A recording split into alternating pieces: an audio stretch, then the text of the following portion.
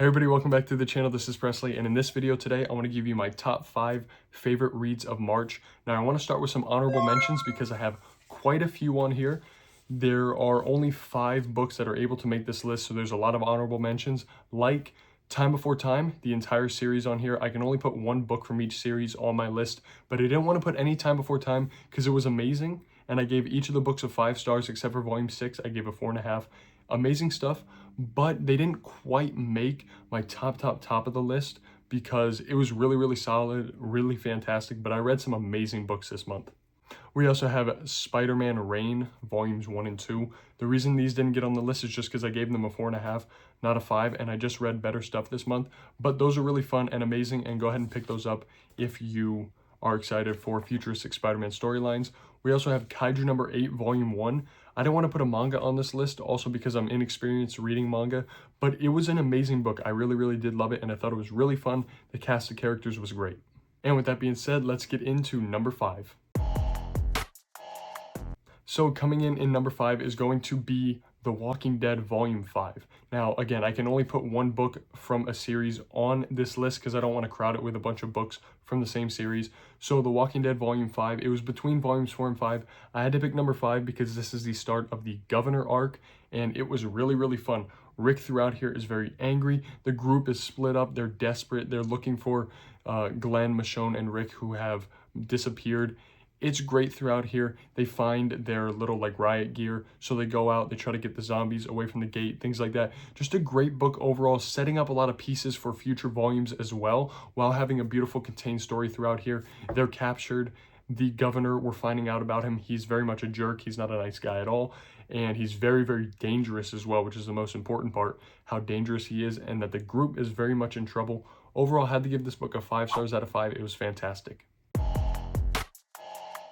Now, coming in at number 4 is going to be Secret Wars. Jonathan Hickman is my favorite writer, and he made an absolute banger event. This is Secret Wars from 2015, and it was part of my main reading order for Marvel. I really dug it. I thought it was super great. I love the Fantastic Four throughout here, just how everything is kind of like an alternate version of itself, because this is all coming from the mind of God Doom. He's no longer Dr. Doom, he is now God Doom. He created this entire battle world, and some of the characters know the world that was before Battle World was created, but a majority of them are completely oblivious, so it takes them to kind of come in here, throw a wrench into things. We have people like Thanos and his cabal kind of causing trouble. There's also the main heroes from the 616 universe coming in, causing trouble for God Doom. Super great, loved it, and the artwork by Asad Ribic was fantastic. Got to give this book a 5 stars out of 5. Now, coming in at number 3 is going to be Assorted Crisis Events Volume 1.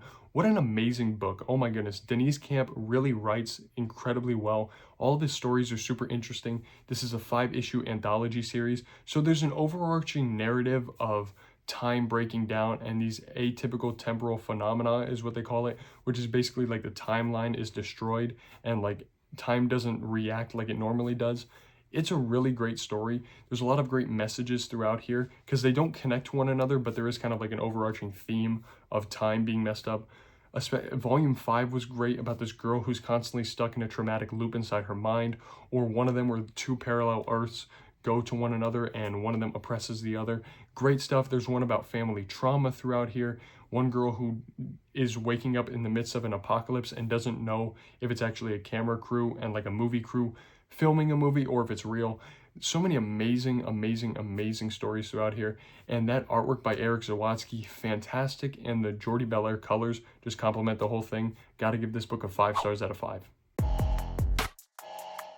Now, coming in at number 2 is going to be Absolute Wonder Woman Volume 1. Absolute Wonder Woman, very top tier book. Amazing stuff.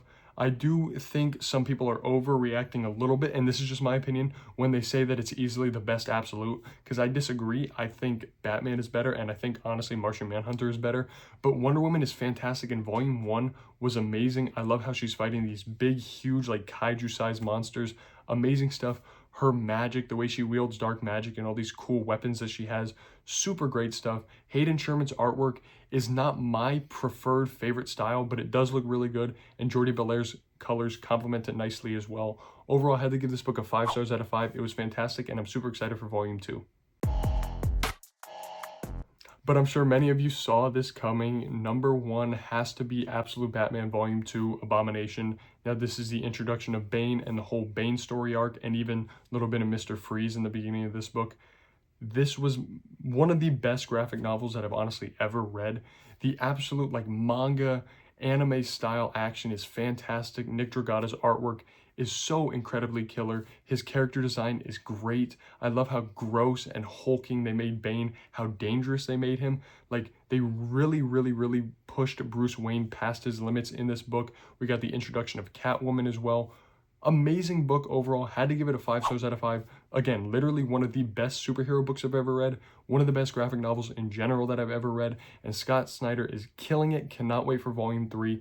Let me know in the comments down below your thoughts and your opinions on my list. And let me know your top 5 books you read in March down in the comments below. Thank you so very much for watching. Please make sure to like, comment, and hit that subscribe button. And I'll see you later.